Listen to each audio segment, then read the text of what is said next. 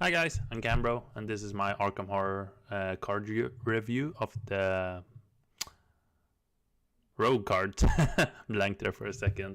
So if you haven't checked out my previous videos, go and do that. There I talk about the Guardian and the Seeker cards.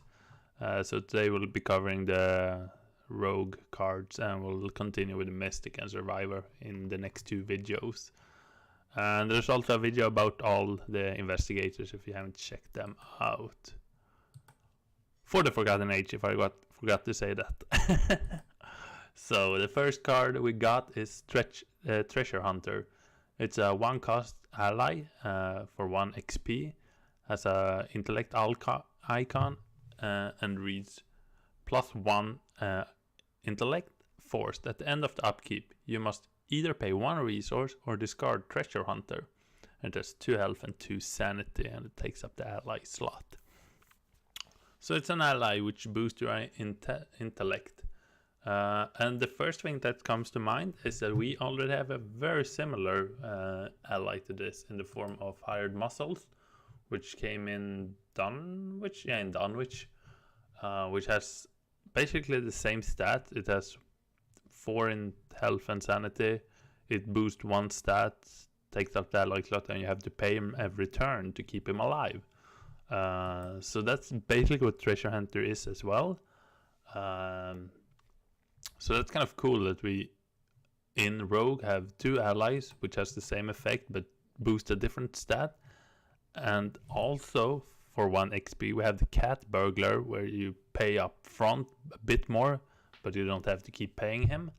And he also has similar stats. He has 4 in total and boosts 1 stat. He has a different ability since you paid up front, I guess. So in 3 allies you can boost 3 stats, and that's very good. You could maybe run like Treasure Hunter and Hired Muscle, and Jenny will pay both for them. If you're really daring, you could try like something crazy like a Dark Horse build, but that's probably a lot of setup. You could also run him in Finn, and Finn becomes a 5 intellect investigator, and that's on part with like Daisy. And so that's really strong actually. So Finn can pick up a lot of clues probably. Don't mind that. I mean, it puts him at 9/9 because he's 4/7/7, right? Yeah. Yeah, that's it's pretty cool actually. Let's see. Wendy can also run him to become 4 intellect and 4 agility, which isn't too bad either. We have Dario if you want to boost the intellect, the willpower, but he's too different to compare the other ones. So Treasure Hunter, he's cool. I mean, I think he's probably doing most in like a Finn or Wendy deck. We're trying to get those clues.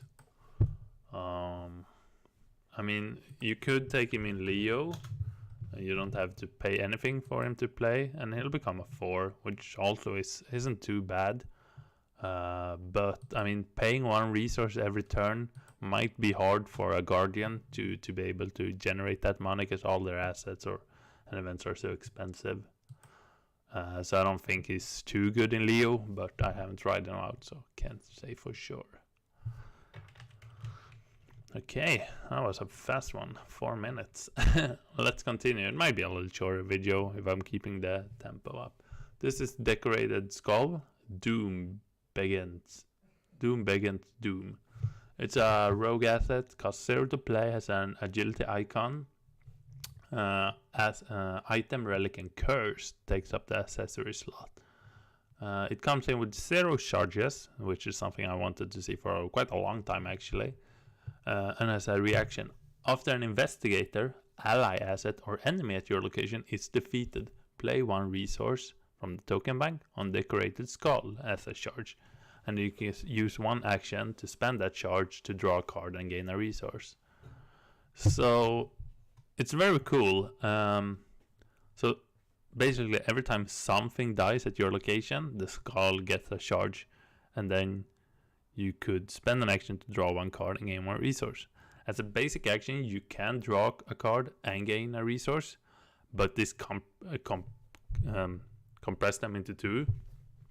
Those two actions into one basic action, but you're also spending an action to play it.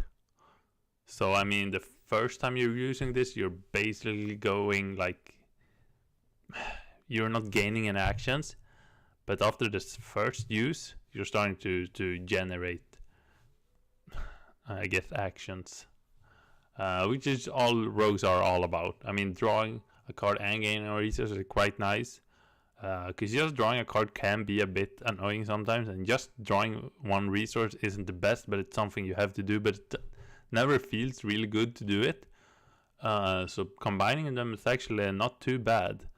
So Leo, he can take it, and since Leo is all about the allies, he the skull will probably charge quite a lot. Quick thing about Leo, which I think I did not mention, I think that they errated the FAQ'd. Yeah, so like if you play Mitch and already have an ally, that ally survives if it's a non-unique one. But you can read it more in the FAQ. I thought I should mention it quick. So Leo probably benefits from the skulls. Ursula can take it because it's a relic. I don't know how many things will die where she is. She is not exactly the fighter. She might be packing a couple of allies, but probably not too many. Akachi can take it, and with Akachi, it actually comes in with a charge, so you can immediately use that charge, which is kind of cool. And Akachi is, I mean, she doesn't run many allies, but she is killing stuff left and right. Level 5 shivering. Yeah, so I think that it's very good in Leo and Akachi, which are both out of faction for it. I mean, the ones in it, Sefina. Yeah, I mean, I mean, if you're starting to kill stuff, it benefits. Obviously, Skids and Finn are probably both going to kill stuff. Jenny might be like the oddball for it, because I mean, you could play Jenny as a clover or as a killer. So yeah. It's a cool card. I've tried it. I tried it in some deck. I think I tried it in my Ursula deck, which it didn't do super much since she's not killing. Is it in my Ursula deck? I'll have to check now. Yeah, I'm running one, but I think Tooth of Etsy took the spot for it. Okay, right, and currently we only have 3 asset slots for rogues, and the other 2 cost XP. So I mean, if you want to try it, or if you're planning on like buying the clock or dice, might as well just run the skull and try it out. Because I mean, it's obviously not on par on the golden pocket watch, but it saves action. This is actually wrong. It's supposed to be a reaction here. Yeah. Third card. This is Eavesdrops. I can't talk. Eavesdrop. It's a kind of an odd picture. I think it looks something weird with her face or something. I don't know. So this is a rogue card, an event cost 1 to play, trick and insight in the other way. Has an intellect and agility icon, and it reads: choose an unengaged enemy at your location. Test intellect X, where X is the evade value of the chosen enemy. If you succeed, discover 2 clues at your location. And someone had said like pretty much exactly what I was going to say about the thing that, so if we're not counting aloof enemies, then you have to first evade the enemy, and then you have to play this card to get 2 clues. So you're spending 2 actions to get 2 clues, and you're playing a card, and you're spending 1 resource, which isn't great, which is actually kind of bad. I mean, it becomes better with aloof enemies, like a Whippoorwill. How do you... 1P maybe? Whipper... I can... They're in the Dunwich Legacy. The Whippoorwills. Let's see. Here, Whippoorpools. Oh shit, they're fast. Never mind. I thought they were much slower. But if there's some slow aloof enemy, that's great. But the thing where this card shines is our like a high shroud location, like a 4 shroud location, might be hard for someone like Skid. Skid has low intellect. No, he has 3. So okay, yeah. So Sefina probably benefits most from it. Nope. How the hell do you spell her? Oh, there's no P and no A. Okay. So Sefina probably benefits most from it, since it being an event, she can put it under her, and she has. No, the effect is just try. This should be an agility. Test your agility against their agility. Then it would be like Wayland, Wayfair, Wayland, Waylay, where you test your agility against their fight value to kill it. This should be test your agility against their evade to find clues. So the fact is, you still need to have quite a high intellect to find the clues, and then you might as well just find the clues the normal way. But I guess if it's a 4 or 5 shroud location, you might be better to play eavesdrop. I'm not sure. Yeah. I haven't tried it out, but it's not super appealing to me, so we'll see. Maybe I'll give it a try. Probably best in Finn though. Yeah. Right, and Rogue has lockpicks, which is a super useful weapon tool to find clues. Sure, you can only use this once per turn, but I think just run with lockpicks. Sure, it's a level 1, so you could use eavesdrop like on the first scenario, and then upgrade your eavesdrop to lockpicks. Might be a good idea to try it out. Probably should do that. Okay, last card. You will handle this one. It's a rogue event.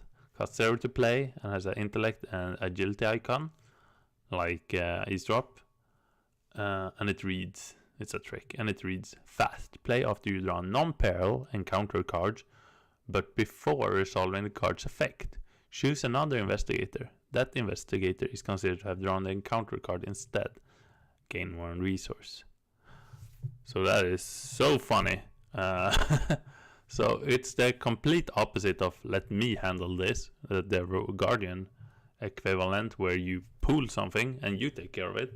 This is something you push it away and they take care of it, the rogue way, so to say.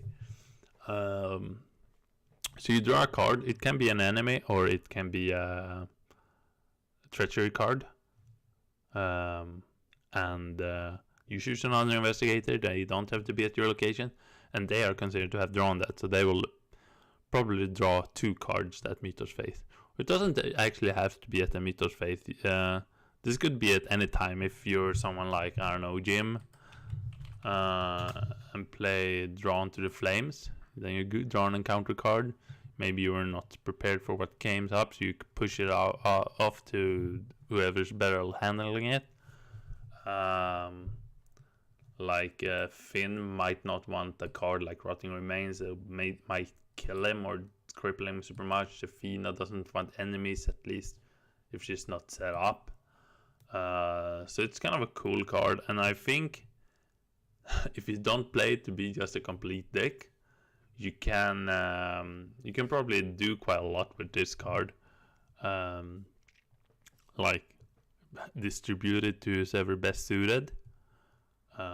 Like if you draw an enemy, you want your Guardian to actually draw it, and the Guardian might not actually struggle with an extra enemy.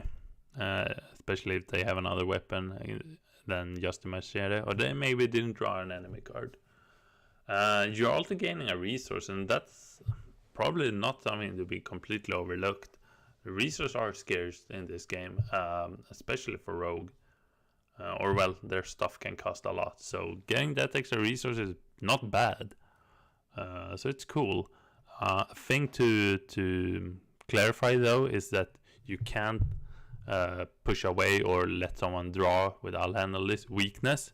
So if you draw something like what is it called? Amnesia. Why am I taking cards I can't spell? Amnesia. If you're drawing this one, you can't push it away and let someone else discard their hand, because they are player cards when they are drawn and enemies when they are resolved or something like that. Yeah, it's all in the new FAQ, so read about it. But it's a cool card. Finn probably will run 2 if you're playing, and it gets better with 4 player, because then it's more, you can distribute it better, like choose more tactical. If you're only playing 2, then you can only push it to the other player, and the other player might not even be able to handle it as well. So if you're running 2 or 3, then you might 2 or 3 players, then you might run one of these. But if you're running 4, having 2 copies of this is not a bad idea actually. If you manage to get a ton of Fina, you can really start pushing them away. Yeah, so that's the rogue cards. If you like this video, please leave a like, comment, and subscribe. And we'll be talking about 4 mystic cards in the next video. And until then, happy token pooling.